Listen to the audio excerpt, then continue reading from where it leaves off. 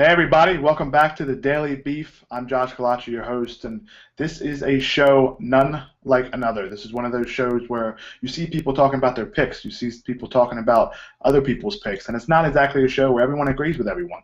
A lot of times we see too much of that, I think, in the DFS industry. So Adam and I, we're going to argue. I'm not afraid of him. He's not afraid of me. He better not be afraid of me. I'm too small, about 5'5" here. That's why I like sitting down, because it don't seem like I'm too short that way. But this is a show based on the DFS NFL. We are going to be talking about wide receivers today. So, Adam, how are you? How are we doing? You ready to talk about some football?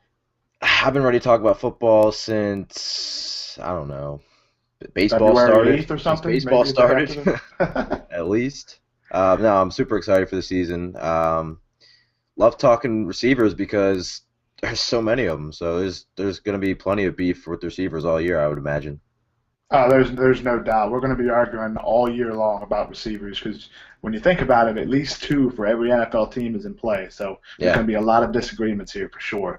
Now, before we hop right into the beef, I want to discuss something that I think we all need to know about, and that is this week's promo on rosters.com, which, of course, is the lead sponsor for this show. We'd like to thank them for that. And, of course, when you go on rosters.com right now, if you have not signed up, you can use promo code CURVE at rosters.com, and you will receive an instant $20 bonus. Deposit $10, end up with $30. Simple as that. It's not a slow drip. It's not 4 cents for every dollar played. It's an instant $20 bonus. So that's a very good option to use, and that's exactly why RotoCurve has a very cool promo this week, which is the money back guarantee GPP. $5 entry, so you can use one of the $20 you got for free there with the $10 deposit.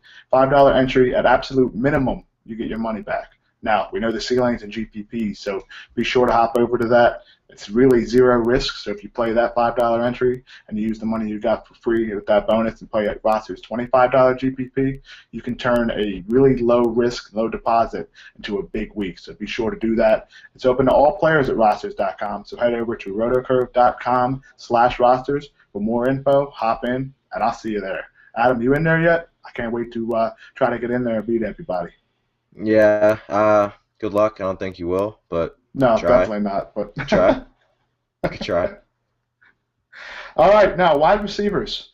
Now I know earlier in the NFL when we first started talking about DFS 3, 4 years ago, it was all about we'll find some wide receivers, maybe we'll mix in running backs, quarterbacks is a big thing, but receivers are okay. Now I think you can agree with me here. This is one of the few things we'll agree on. Wide receivers is huge in DFS. Would you agree with that? Yeah, I mean, they're in seasonal DFS. It's just taken over the fantasy football community right now. Just the importance and how many you can make the case that because there's so many that you can not get one wrong, but because there's the elite guys score so many points, it's like you kind of want to get those elite guys in your lineup as much as possible. So Yeah, you got to get them right. Now, speaking of those elite guys, your three, who are they? at the top, you haven't the big three. It's going to be one of the big three probably every single week. But for me, it's Julio Jones against Tampa Bay. Indoor game, home matchup, relatively high total against a bad secondary. Julio is just a guy who saw 30% of the team market share last season. Should probably flirt with that again with, Mohamed Sanu and Devontae Freeman, really the only other options in this passing game. And, he destroyed Tampa Bay, I think, last year in 2 games. We saw Brent Grimes in the preseason get roasted. So it's either going to be Brent Grimes, who's been terrible and is not a high-quality cornerback anymore, or rookie Vernon Hargreaves against Julio Jones. Either way, it's a very plus matchup for him, despite the talent from Hargreaves. If in PPR formats, I'd be shocked if he doesn't get at least 8 for 100 in this game. I just think he's going to see at least 15 targets in a game that should be close. Atlanta shouldn't be able to sit on it or anything like that. And I love the matchups against the corners. And Julio's just second best receiver in the NFL. Probably you can make the case. So Yeah, he's one of those guys, massive human being, 6'4", 6'5", almost 230 pounds, runs like a cornerback. He's just as big as some of the linemen in terms of height. It's really impressive to watch him play. The one thing about him, like you said, in Tampa Bay last year, I believe his second game, he was targeted 13 times and caught 12 of those passes, which is ridiculous for an outside receiver. Huge game, 150-some yards and a touchdown. But for a guy that big, he only scored a handful of touchdowns last year. What is up with that? What's up with that? Matt Ryan is god awful in the red zone. Yeah, well, So how so does Matt that happen? You Ryan have a target Matt like Ryan that. in his last 32 games. This is a crazy stat.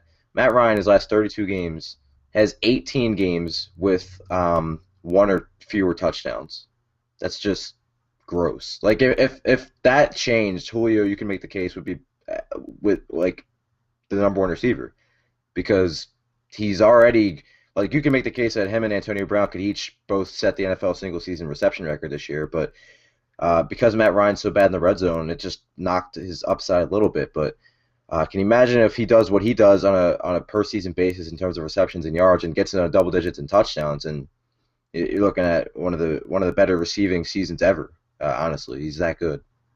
Yeah, it's really sad to see the fact that he doesn't have 20 touchdowns a year because he really is that good. Now, hopefully Matt Ryan can start to do some good things this week because I do think he's an excellent play as a number one receiver. But not my number one guy, Keenan Allen. I think people are starting to forget a little bit about this guy because he has been vastly productive so far in his career in the NFL. Last year, before he got hurt, he had 11 targets per game, and that's a lot. And they should play a lot in the slot this season, which means he's going to get even more targets because we know Phillip Rivers likes to work the middle of the field. This week he faces the Chiefs, who do have a good defense. There's no disputing that at all. But they really only have one corner that is an excellent player, and that's Marcus Peters. I know they do have Philip Gates on the other side, but he's has really only played a few games, and he's not necessarily one of the top corners in the game. Now, if Peters does shadow Keenan Allen, do not stay away from him because of that. Although Peters definitely had a lot of interceptions, makes a ton of plays on the ball, he gave up a lot of yards and a lot of touchdowns in his rookie year. So do not be afraid of that. Do not be afraid of this matchup. I think Keenan Allen is one of the better plays this week and for the whole season if you're looking at it on a macros perspective, because he played 8 games last year, or actually 7.5 since he got hurt in the middle of the game. He had 67 catches for 724 yards and 4 touchdowns. That's a lot for less than half a season. If you double rate that, or prorate that, double that really, he's going to have over 125 catches, 1,400 yards, and close to 8 touchdowns. So that's a lot. For me, I think at his price, about $1,000 less than those Julio Joneses and the Antonio Browns of the world, he's going to find his way into a lot of my cash lineups. Yeah, on DraftKings, I love him in tournaments because you get the PPR bonus, and nobody's going to really be on him because the Chiefs are a good secondary. But something to consider that Peters had a great season last year, obviously, but I'm interested to see how he fares as the true number one corner. Sean Smith was their number one corner last year, now he's in Oakland. So Keenan Allen in a game where San Diego will probably be playing from behind. At least Vegas suggests that. I think he could just rack up a bunch of catches in this game because Travis Benjamin's going to stretch the field and give Keenan Allen all the room to operate in the middle of the field and the intermediate routes. So I like Keenan Allen a lot in tournaments. Yeah, he's one of those guys that I think you can play in both sets. I know I mentioned him in cash games. I know you like him in tournaments, but he does have that upside for touchdowns. And like we just said, he's a threat to catch 10 and plus balls in every game, regardless of how the game flow goes. And if you get one of those games where Rivers is throwing it 45 plus times, the sky is really the limit for Allen. Now, Adam, your number 2 receiver, who would that be?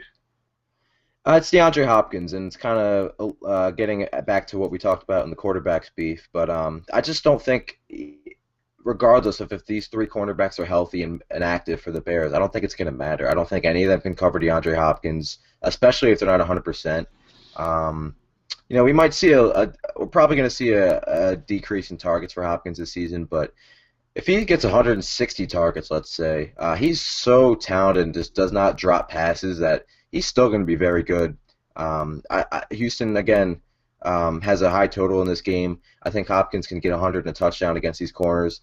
And Brock Osweiler in his first, actual regular season start with the Texans, they don't have any tight end to speak of, so might see him lean on DeAndre Hopkins a little bit here, as well as the running game with Lamar Miller. But I think DeAndre Hopkins might be a little, he's not the Julio, Antonio Brown, Odell Beckham tier. He's right under that. But I think that I'm going to take advantage of people more so being on the big 3, and I'm going to play Hopkins a lot this week.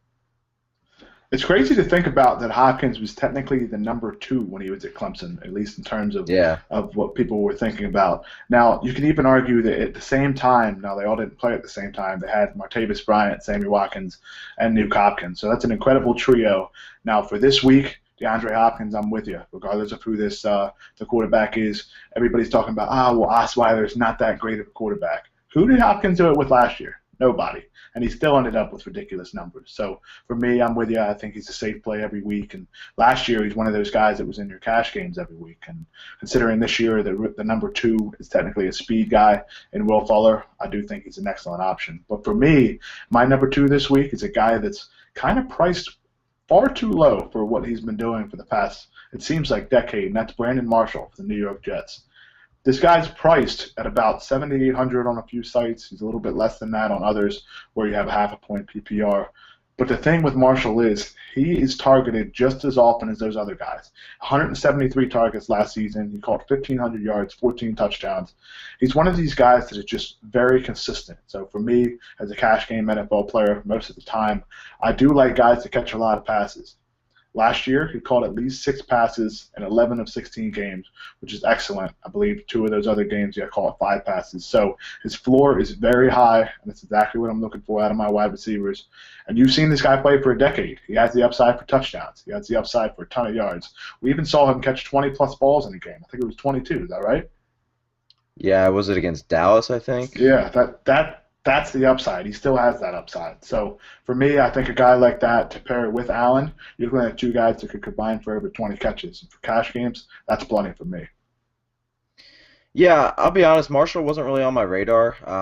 He was kind of banged up during the week, but he's fine. He practiced in full on Thursday, so he's going to be out there. I don't know. I haven't really been targeting this game at all, so I'm not really on Marshall. It's hard to say he's a bad play because, like you said, he's so consistent.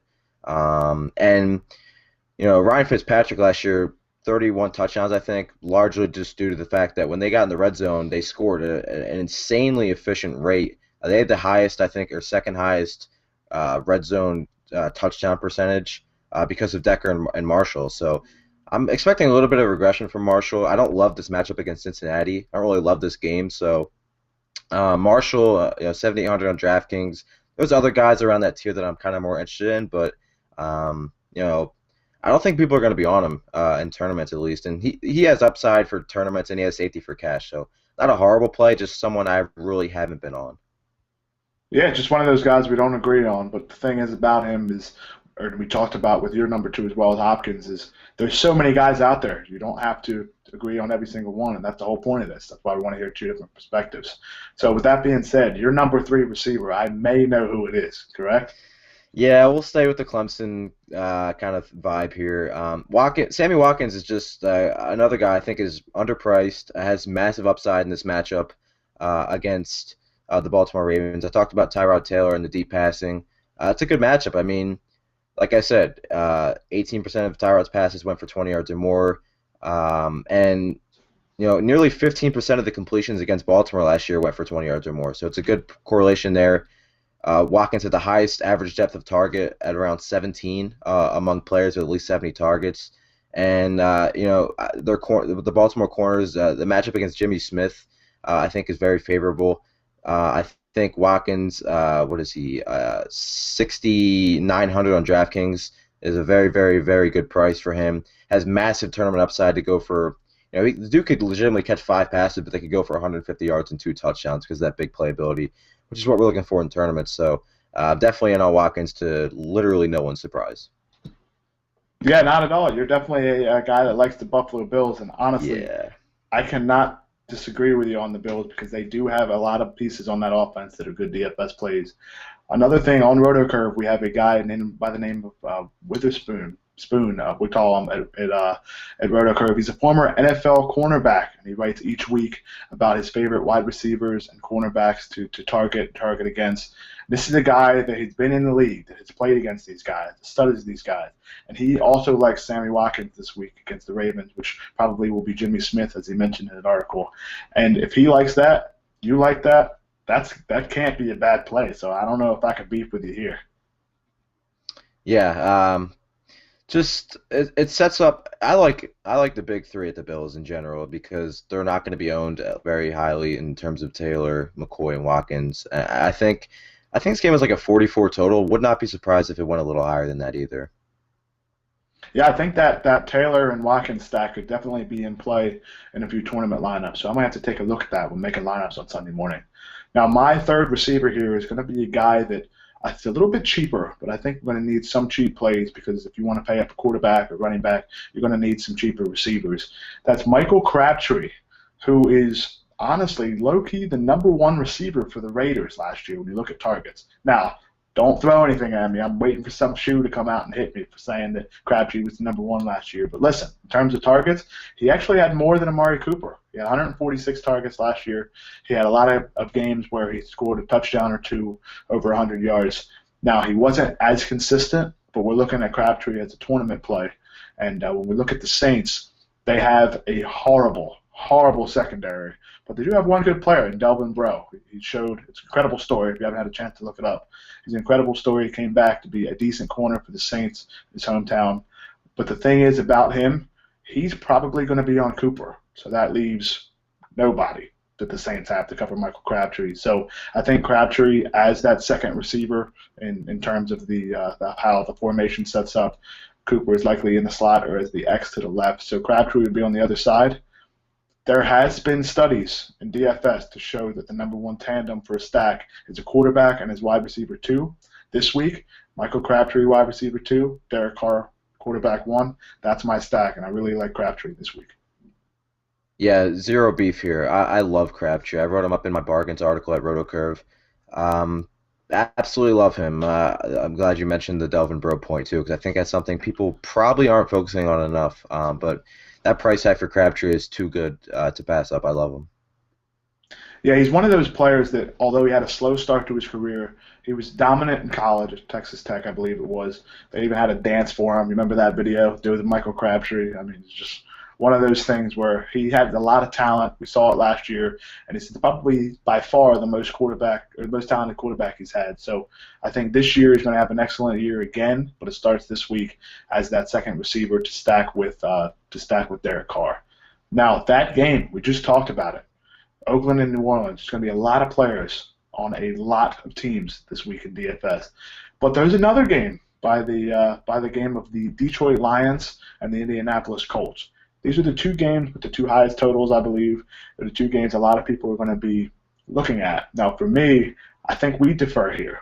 Which one would you rather target and why between these two games? Yeah, I like the Detroit-Indianapolis game more in terms of the wide receivers, simply because I think it's easier to project. Drew Brees spreads the ball around a ton for New Orleans, and he's going to keep doing that. Plus, I think over the last 4 or 5 seasons, running backs have accounted for about 20% of the targets for the Saints. So, and in terms of Oakland, it should change this year, but like you said, Crabtree was the most targeted receiver for the Raiders last year, and Amari Cooper, 7 red zone targets, 0 inside the 10. Crabtree and Seth Roberts both had more red zone targets. So I think in Detroit, Indianapolis, you have Detroit without Calvin Johnson. All of his targets are gone. They only have like 4 healthy receivers, so it's going to be all the targets are pretty much going to be Marvin Jones, Golden Tate, Anquan Bolden, and then the running backs out of the backfield, particularly Theo Riddick. And then for the Colts, you have I think Moncrief and T.Y. Hilton accounted for about over 30% of the targets last season, which is a pretty high number. Now you have Kobe Fleener gone. You have Andre Johnson, for what they're worth, is gone. So I think this sets up nicely for both these teams that really can't run the ball either. Whereas, Mark Ingram and Latavius Murray, I think Oakland is going to want to run the ball, and I think the New Orleans offense can run the ball. They have a pretty good offensive line. So I think there's just a little bit more safety in terms of targets for the Detroit Indy side, so I'm definitely going to be looking at them. But like I said, I love Crabtree, so it's not like I'm avoiding the Oakland New Orleans receivers. Yeah, but if you had to pick between the two, it's definitely that Detroit-Indianapolis game, right? Yeah, for me, definitely. Yeah, I think this is where we're going to have another one of these beefs, Adam. I can't get on board with that game. Now, you can call me the guy that eats the chalk or whatever, but I think this Oakland-New Orleans game is something you definitely want to target in terms of receivers. Just think about the talent we have there.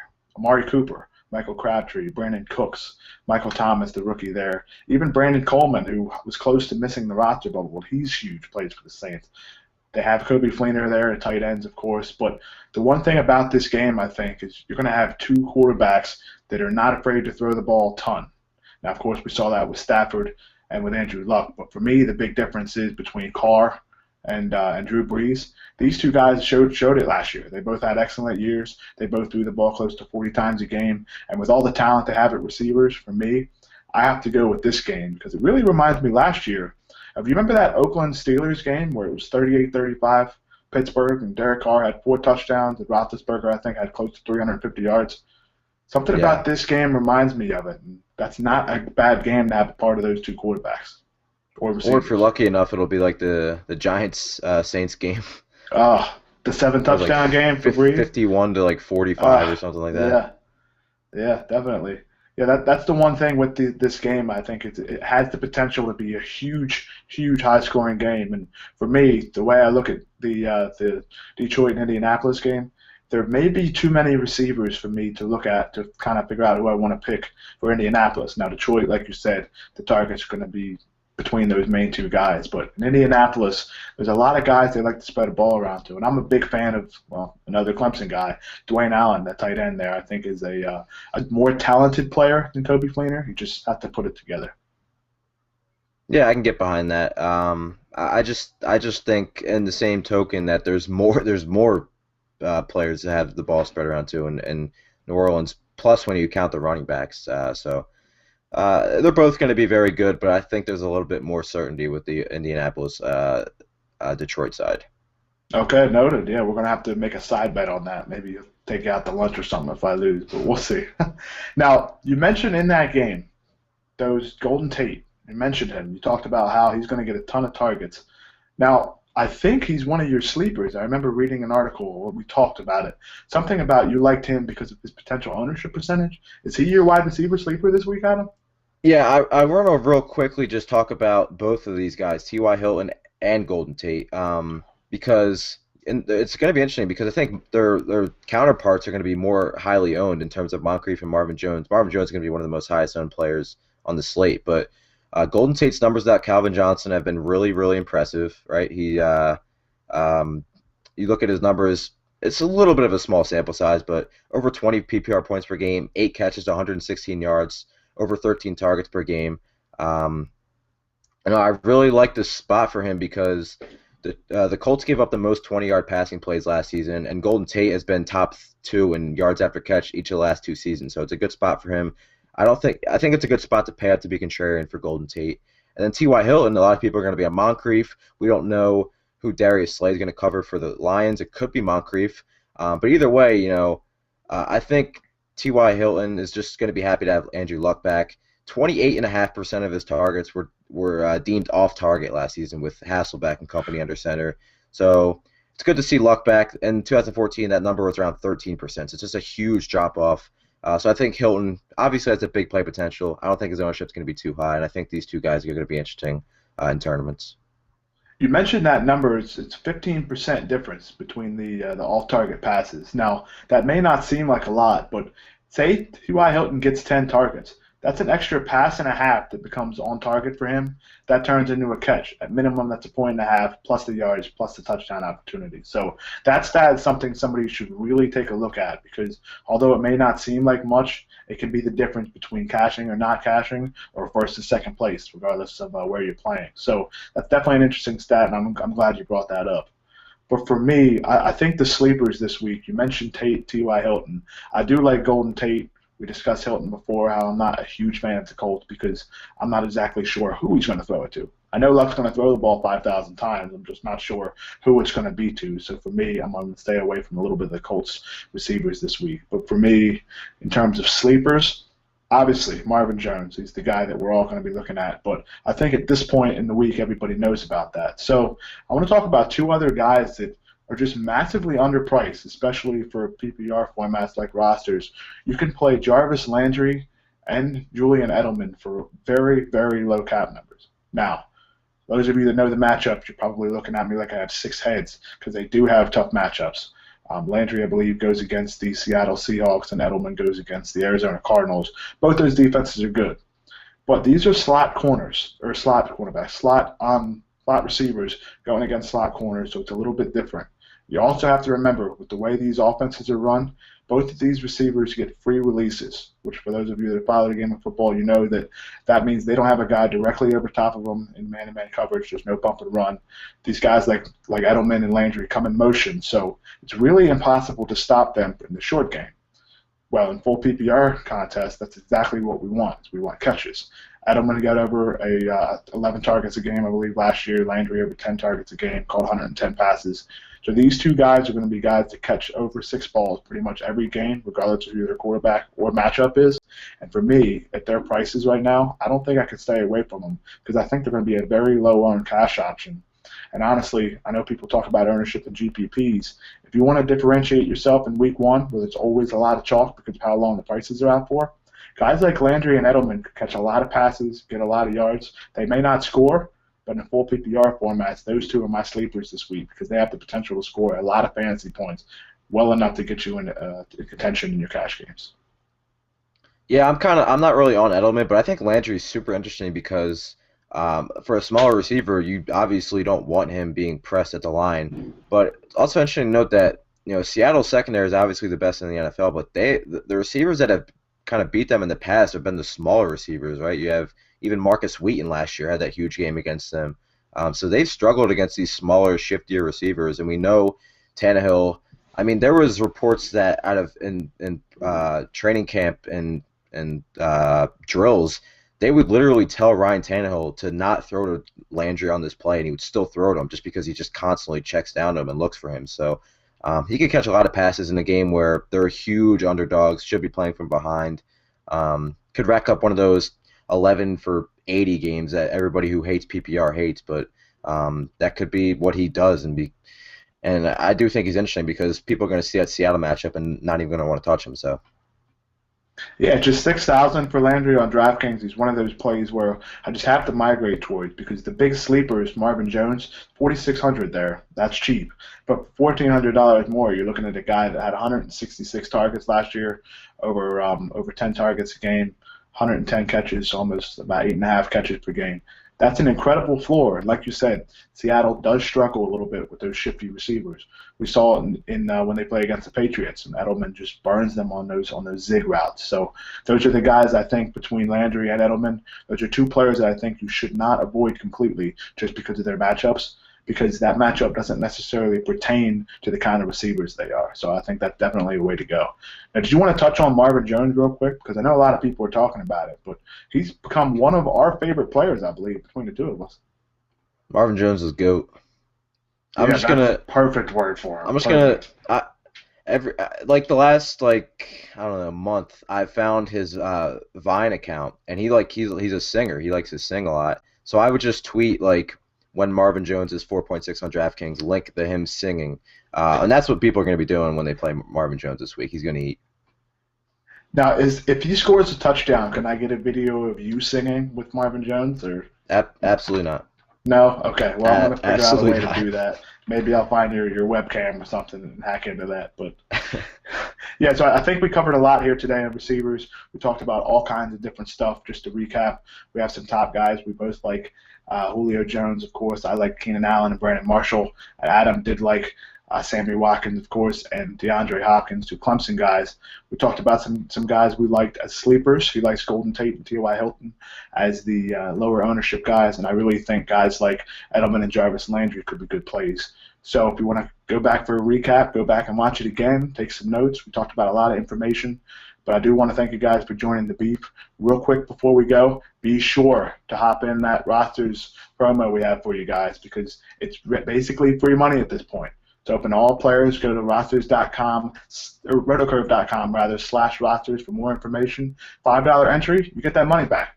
You got to play it. You have to. It's free money. There's no better way to build your bankroll. And basically, that wraps up the Daily Beef wide receivers. I really appreciate you guys watching this. It's going to be a lot of fun for the rest of this season. For Adam, I'm Josh Kalachi. This has been Daily Beef. Good luck, everyone.